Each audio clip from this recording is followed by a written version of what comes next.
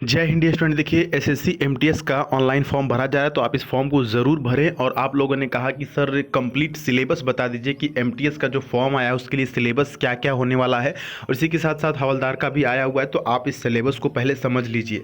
हमने यहाँ पर क्यों लिखा है कि लड़ाई से पहले हथियार के बारे में जानो। चूँकि देखिए जब आप लड़ाई पर जाते हैं तो आपके सामने कौन कौन से हथियार आएंगे, कौन कौन से मिसाइल्स आपको दागने होंगे, किस किस से आपको बचना होगा, उसके बारे में जानना सोचना समझना सही है, ज़रूरी है। तभी आप उस युद्ध को जीत पाएंगे। ठीक उसी प्रकार से आप अपने सिलेबस को जब समझ लेंगे तो आपको तैयारी करने में आसानी होगी। डियर स्टूडेंट, आप इस सिलेबस को न सिर्फ देखेंगे, इस वीडियो को न सिर्फ देखेंगे, बल्कि आप एक वाइट पेपर लेकर के और एक पेन लेकर के वो उस पर ये सारी चीज़ें लिखेंगे, और लिख करके जहाँ पे भी आप स्टडी करते हैं वहाँ पे आप इसको टांग देंगे या ऐसी जगह रखेंगे जहाँ पे आपको ये सिलेबस बार बार दिखता रहे। तो आपको पता रहेगा कि मेरा दायरा क्या है, मुझे कितना पढ़ना है, क्या क्या पढ़ना है। ये चीज़ें पता होती है तो पढ़ने में आसानी होती है। समझ रहे हैं? तो आइए देखते हैं इसमें जो आपका एग्ज़ाम होगा, तो पेपर फर्स्ट जो होगा, ठीक है, पेपर फर्स्ट जो होगा उसके लिए 4 सेक्शन यानी कि 4 सब्जेक्ट से क्वेश्चन आएंगे। ठीक है, पहला होगा इंग्लिश जो कि 25 नंबर का होगा। दूसरा होगा कि जनरल इंटेलिजेंस जिसको रीजनिंग आप बोलते हैं, और रीजनिंग भी है, जिसमें 25 नंबर ये आएंगे।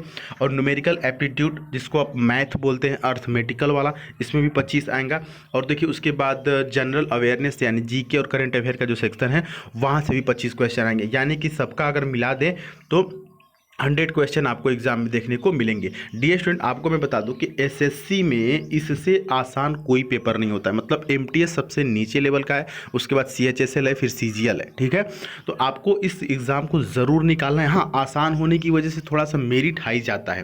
तो अब देखिए, जब हम बात कर रहे थे कि इंग्लिश में 25 क्वेश्चन आएंगे, तो कहाँ कहाँ से 25 क्वेश्चन आएंगे? इंग्लिश में तो बहुत से टॉपिक है, तो आइए उसको थोड़ा सा डिटेल से समझते हैं।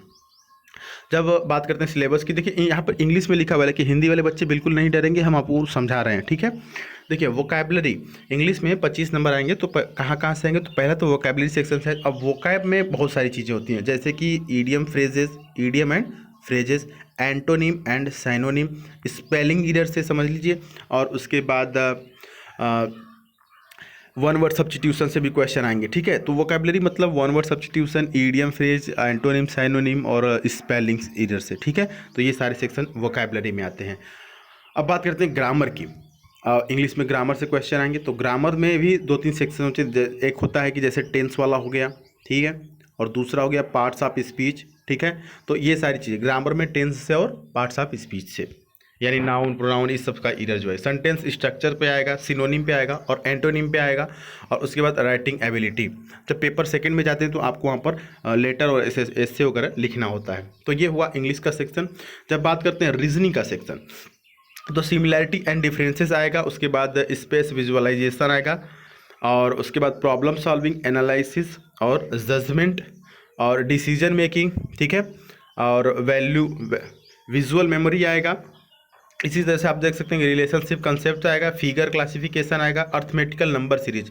वही नंबर सीरीज जैसे कि मान लीजिए कि 2-3 नंबर दे देता है और अगला मिस कर देता है, ये वाला आएगा। या कभी कभी बॉक्स में बना करके नंबर दे देता है और वहाँ पे एक नंबर मिस कर देता है, तो वहाँ से क्वेश्चन आएंगे। ठीक है, नॉन वर्बल सीरीज से भी आएगा, जो चित्र वगैरह वाला होता है। ठीक है, अब बात कर लेते हैं न्यूमेरिकल एप्टीट्यूड यानी कि मैथ में। देखिए क्या क्या आएगा, समझिए सिलेबस को समझिए पहले। देखिए मैथ में आता है नंबर सिस्टम।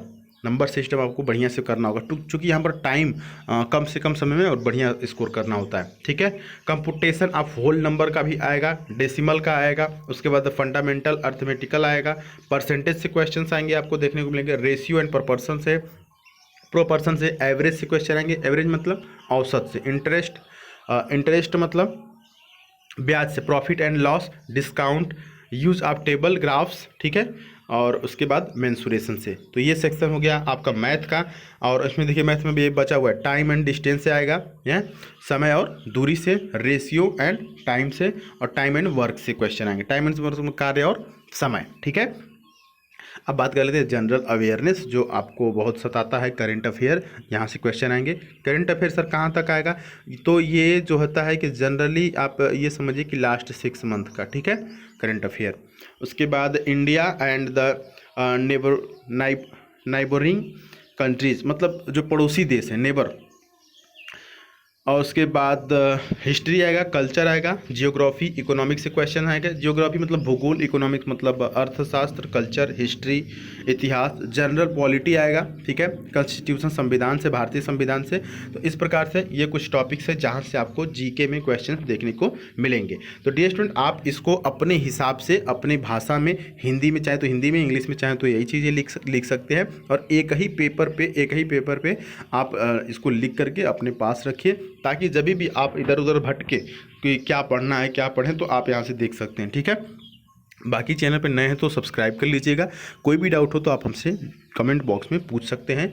अगर आप ये वीडियो यूट्यूब पे देखते हैं तो जरूर सब्सक्राइब करें। साथ ही साथ टेलीग्राम वाले चैनल से जरूर जुड़ें। टेलीग्राम से जुड़ने के लिए आपको द सुधीर पांडे सर्च करना होगा। इंस्टाग्राम पे भी द सुधीर पांडे सर्च करके जुड़ सकते हैं। मिलेंगे फिर अगली वीडियो में, तब तक के लिए जय हिंद, वंदे मातरम।